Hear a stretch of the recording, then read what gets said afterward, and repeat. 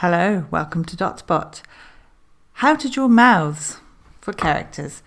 There's no two mouths alike, not in this world. We have big mouths with lips. We have small, thin lips. We have people who have no lips. We have people with a thin top lip and a fat bottom lip. We have the opposite, people who have fat top lips and thin bottom lips. There are no two mouths alike in this world. So how do we draw mouths on the characters? What's the main principle? Okay, let's have a look. On a character, let's say Mr. Normal, where you have halfway, you have the eyes on the character. Halfway between here, we have the nose coming down. And then halfway between the eyes, you draw a line straight down. And in this section here, halfway between there and there, sits the mouth on Mr. Normal. Okay, so Mr. Normal might have a mouth like this.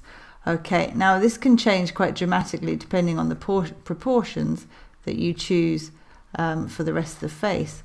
So on a nose like this, he could have a little tiny mouth. So it seems very prim and sweet. And on a different character, you can have it so that his mouth is very large and almost comes over the whole of the face, which really does change the way the character looks completely. Okay, so on Mr. Normal, these are your proportions. So for a cartoon, you can obviously push it in many different directions to get what you want. So how do you draw a mouth? Let's go actually and talk to this guy. I've drawn him. He's got everything on him apart from a mouth. So let's give him a mouth. How many different mouth shapes can you think of? We had the lips. So you have these lips at the top like this, or thin lips like this, or thin lips at the top, fat lips at the bottom. So let's put them on him and see what happens. So how about small lips like this, or big lips?